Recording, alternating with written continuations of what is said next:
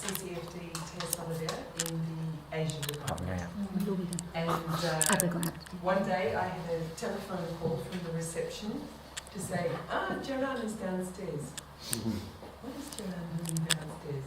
And it turns out, I didn't know this, that Jaran has a long history of a relationship with the CCFD, with Kathy, who was here just now. Yeah, so it's really a pleasure to see Jaran again, and even more importantly, to be able to give a little bit, the CCFD to support a little bit all our friends and comrades from Thailand who are not only refugees here in France, but in other countries. So it's a very small thing to be able to welcome you here today, but it's really lovely to see you. And also to see Lek again. I've known her even longer than I've known Jaran. She was one of the founding staff of Focus on the Global South back in 1995. Yeah, so Lek and I worked together for 3-4 years, I think. And then did a lot of activism together. We met more in the demonstration. Exactly, we met more in the demonstration. So it's wonderful to see Lek again. 12 minutes videos called is actually a long documentary films on Thai in exile. This is done by one of the early exiles, from the less majestic case in 2010. The team in the process of trying to actually reach out to all of the Thais who are in exile. They now cover in Asia. They try to come to Europe and try to come to the US, but because the people who are working on the films is also political refugees and have difficulties of obtaining visa to come here. So we hope that we can do something to help them to come to Europe and America to make this film complete. And you will see. And so this is called Thai in Exile.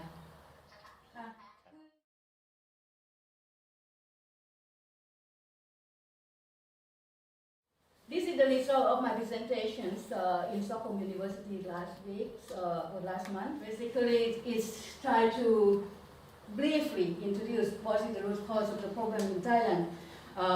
And many of the data I use in this study is actually can find on the internet. Not easy, but can find. And of course, you all know that this kind of presentation cannot do in Thailand. So today, as you see, this is the two circles in 2006 of the political deadlock in Thailand. Military coup, protest, new constitutions, elections, protest, military coup crackdowns. 2006 and then 2014. So we're going to go briefly, basically, because I think you can read through in paper. It's going to be circulated later about the root cause of confusions with co-war propaganda, brainwashing, the places of the palace, and the issue of civil society, which might be makes many of us uncomfortable, is something that have to be said, especially about the Thai civil society. I like to start to remind us that in 24 June 1932, there is I think there is a word, we even cannot use the word democracy revolution. We use the word democracy coup d'etat because it's the attempt of changing the political system from absolute monarchy to constitutional monarchies. And I start with these paragraphs. This is the first paragraph in the 1932 announcements of the of the People Party. And which I see that it is very relevant, into the current situation. The situation is the same, the succession of the brother of the King Rama VI, and this is currently the succession of the brother of King Rama VIII, and that is the start of maybe we focus on the confusion in Thailand. So I start these presentations focus mostly on the 70 years of King Rama IX. He was crowned in 1946. And I have done this paper in 2011 to try to mapping the death tolls of the people under the suppression of the co-wars and also under the jurisdiction killing under the policy of the government. And it's come out quite high, 11,000 people. And when I tried to check with the historian who was here, studied the Cold War period, and asked about the figures of how many people, is there anyone record of the people who died during the Cold War, especially in the name of killing communists is not a sin, you know. He said no one record that. One thing is because the Communist Party of Thailand also doesn't want to show the loss of the lives of the people. And secondly, the government, the government during that time also doesn't want to show high record, to show the failure of the government during the communist fighting. But we have Ajahn Somsak here, he might have some information about it. But for me, I can't dig into the details of how many people died during that time. Propaganda is very strong. During the Cold War, the militaries and the pilots and the support by the U.S. Army have boosted up a lot of propagandas, you know, in the name of protect the monarchies and killing communists is not a sin. And Thai people believe in these propagandas from those period and until now. And this propaganda, like, you know, nations, in the name of nation, religion, and king, you see is show obvious all the time in the current military junta. Or killing communists is not a sin coming from a Buddhist monk, you know, who promote this propaganda during the 1970 crackdown on communists. And the Thai people in general, we are called subjects of the king, or not of the citizens of the country. And that has been boosted up all the time by when Thailand under the junta, military juntas. And since 2006, you can see that the love of the kings, you know, banners and slogans. And when you meet foreigners everywhere, they will say, all the Thai love the kings. That is also the propaganda that has been built up, especially after the 2000s, you know, the decades of 2000. Protect the king has been the propaganda that has been more and more increasing now under the military juntas. You know, and even the student action last week have been facing with people, you know, coming to attack them. And cook for the kings. Under the current kings, we have 11 military coups in the name of get rid of the corruption politicians and you know, ask the king to appoint the good people to rule the countries. And this propaganda, which is, even though it's 30 years after the Cold War, is still very strong in Thailand now, especially since 2006, that military tried to bring this back in terms of using the already too much, you know, brainwash 60, 70 citizens into protect the interests of the military. Until yesterday. Until this is because when we study about it, we always thinking about the education because Ministry of Education is the biggest state budget of Thailand. Is consume about nearly 20 to 30% of state budget. But why Thailand education failed and why it's go wrong? So I was so surprised that people don't see this information because Thailand is very quick to adopt international universal principle of human rights. And even before the child rights have been adopted by the UN in 1959. In 1955, during the negotiation, the Marshall people has already allocated people in Thailand to write songs about the child rights in 10 principles in accordance to the child rights principles and adopted the Children National Days since 1955.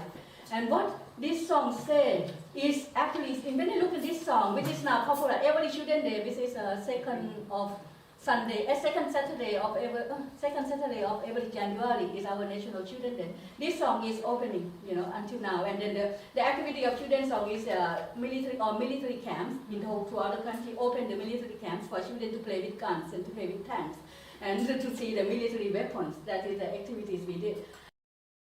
And because of this, we can look back into one of the universal human rights. Is that when the United Nations talking about child rights, children rights, the interpretations in Thailand is talking about the duty of the children. The song called The Duty of the Children. When the first principle of the UN said the right to equality without distinctions on accounts of race, religion, and on national origins, the first duty of Thais is belief in religions.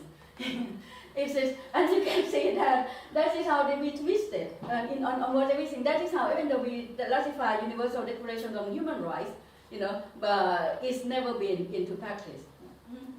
And Prayut, 3 months after Prayut junta, he come out with 12 principles for the education system to incorporate in the education system. But just gone very fast in the 12 principles, points of values, as he said. 4 of it is about honoring the kings, like protect national religions and the king, and understanding democracy with the king at the head of state as over there, and conscious practice of good deeds all the time, and as taught by His Majesty the King, and following the economic sufficiency economies of the kings. That is the 2014 junta, value, sense of value that has been collaborated into every education system in Thailand. Been questioning what's wrong with Thailand, because if you look at the yellow mobilization, yellow shirt, they always said bad politician. We have to do together because we have bad politicians and kick out bad politicians for the good people. But if you look at the scene in the beginning of King Rama IX in 1946 until now, we have 26 prime ministers under one king, and on these 26 prime ministers, 8, 5, 6, 7, 8 บวก 5 เท่าไหร่วะ 8 9 10 11 12 13 prime ministers coming from the military coup and appointed by the king after the military coups. So we left 14 prime ministers coming from the people vote. But the king appointed and the military coup leaders are taking 46 years of the 69 years of the king. Does it mean 65% of the king is ruled in collaboration with military dictatorship? And the lifelong of the elected prime minister is only 2 years, but the lifelong in the junta is 5 years. And so that is how that the loyalists and the people who are in Thailand, they lost because no one see, people don't look into the reality, and you get locked into personal conflict, and actually they create the figurehead of the Thaksin Shinawatra, which is a business tycoon who turned into business, into politics, and very successful in both ways, and then to the king, dying kings with no good future, good king, to replace. So the Thailand were caught into two kind of like a conflict over the personal, but it actually is bigger than that. It's the elitist society institution that try to sustain their privileges. I said that the past 10 years in Thailand is not a war between the loyalists and the elite, but the war to access social welfare, because most of the people who are in the yellow shirts are the people with the state pensions, the government officers, the state employees, they are fully protected by social welfare. And many of the red shirts are the ordinary people who just thanks the Prime Minister Thaksin for approve this free care for all. That's the only first welfare that the Thai enjoy, and they start to realize that they have the right to access to social welfare. And this is the situation behind this current, political situation. I look at the Thailand because I think this also indicate the present. I said since 2010 that if Thailand sustain continuations of election for 2 terms, we will have future of democracies. So when we look at the elections in Thailand, the elections got in 1946. We have only one time in the history of 70 years that we have full-term prime minister from election without being kicked out by military junta. That is 2001 and 2005. This is Thaksin 1. But you see that during this, we are under all the junta. The election was like 1 year gap, 2 year gap, and from 1957 to 1969, we never have elections. And then we have student uprising in 1974, and we have election 75, 5 years after that. And election in Thailand, you see that it's never been stable. Most of the ministers or prime minister or the cabinet have been forced to step down by military coups or by dissolutions of the cabinet. And since 2006, many of the cabinet have been forced by, not just by military coups, but by the independent institution which is called the Constitutional Court. The Constitutional Court in 2006 had disposed three prime ministers. In this show, three political parties. The power of constitution over the electoral and most of the constitution court judge are appointed by the 1940s 2006 military junta. And this also show because I didn't have time to talk in detail about the Democrat parties. Democrat Party is the only oldest party, which is the Loyalist Party, was formed in the early periods of the kings in order to protect the monarchist institutions.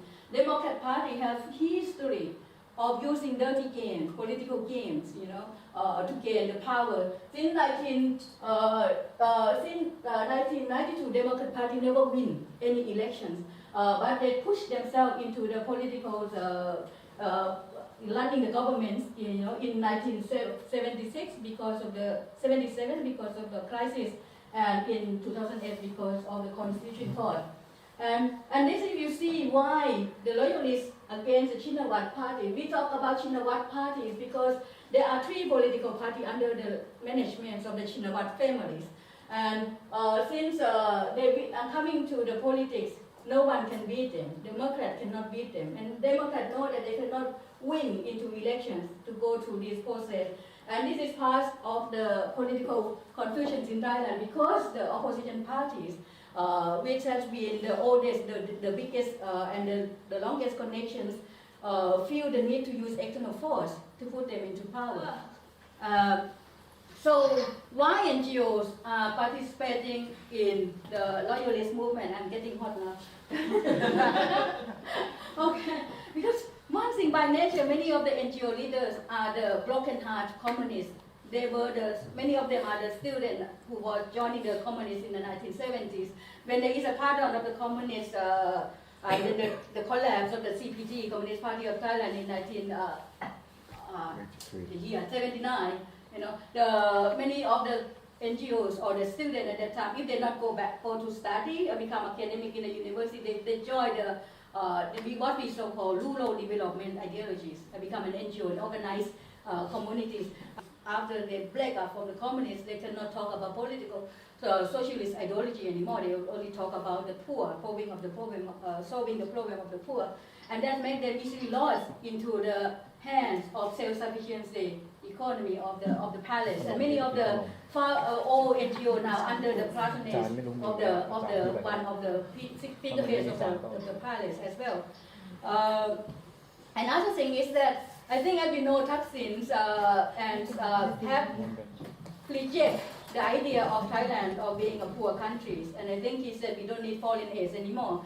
And also, like Thailand has gone into the category of not need to receive foreign aid in 2000. So many of the NGO want to sustain their work. What they do, they go to seek funding support from what we call the National Health Promotions, which is it become the biggest umbrella funding agency in Thailand, with the money allocated from drugs, what you call liquor, you know, tax. From what you call that?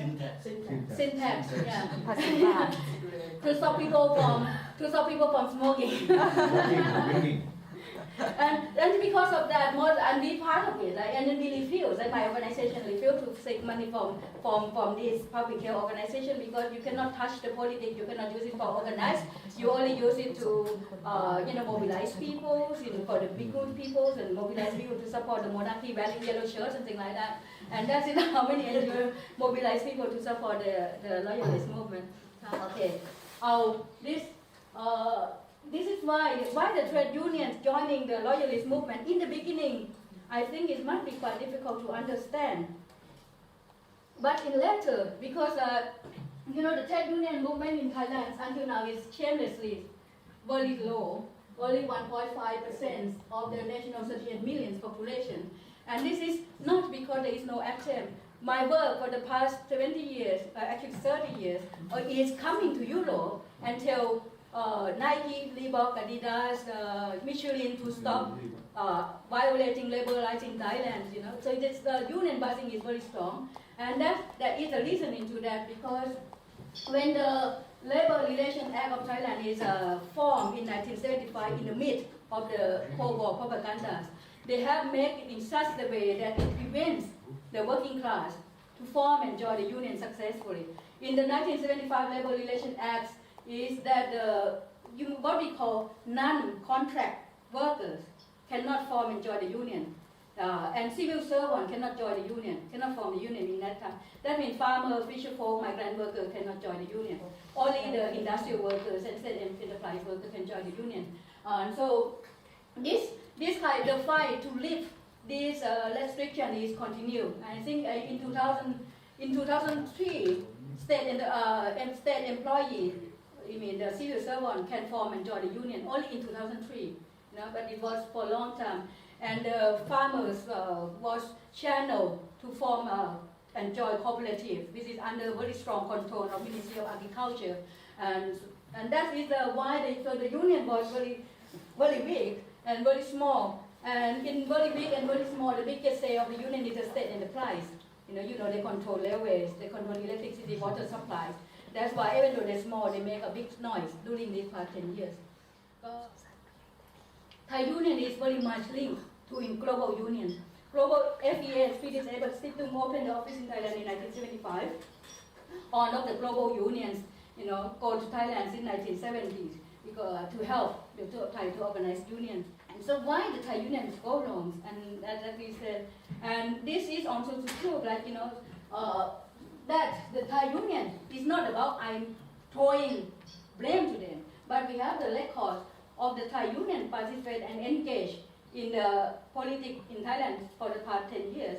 And there are three consequences which indicate the big change during the past 10 years to Thailand is related to the Act of the Unions. In 18 September 2006, the unions and PAC mobilized, called for general strike on the 19th. On the 20th, they said they would call general strike to mobilize 30,000 people to kick out Thaksin. On 19 September 2006, military organized a coup in the name that to stop confrontation of the people on the street. And that is one thing. And then they are involved a lot. The unions participate in the occupying of the airport in 2008, and then visit the Democrat Party into the government. And also when recently in the Yingluck government, in the 9 December 2013, the Yingluck had dissolved the cabinet. But before that, the union constantly, 8 December 2013, State Enterprise Union said that they will organize general strike to dispose Yingluck. And he decided to avoid confrontation, dissolve the cabinet, and acting as interim prime minister, which is not satisfaction. So the union continued to mobilize and boycott the February elections. And on 19 May 2014, SERV announced that they will organize another general strike to totally kick out the Yingluck from the interim prime minister. At that time, Yingluck, she already out by constitutional court, but her interim cabinet all would have to be out. 22nd of May 2014, the Royal Thai Army organized a military coup. So you see that without the force of the union, the military won't have enough substance, reason to call on the military coup. That is one part. When you look at this part of it, but there may be others, but the union definitely, Thai union definitely have been used, and they are also know that they are part of the political confusion in Thailand. I think that is coming to an end, and then we can discuss. There is no other way. It's like the way forward. There is no other way than now the whole world have to recognize what's Thailand as it is, and then stop playing game with Thailand, and demand that Thailand is going to return or get back on the road of democracy as soon as possible. There is no other way than that. Because now, there's so many statistics for the past 10 years. Like after 1 year after the coup, now foreign direct investment has been reduced in 1 year, 97%.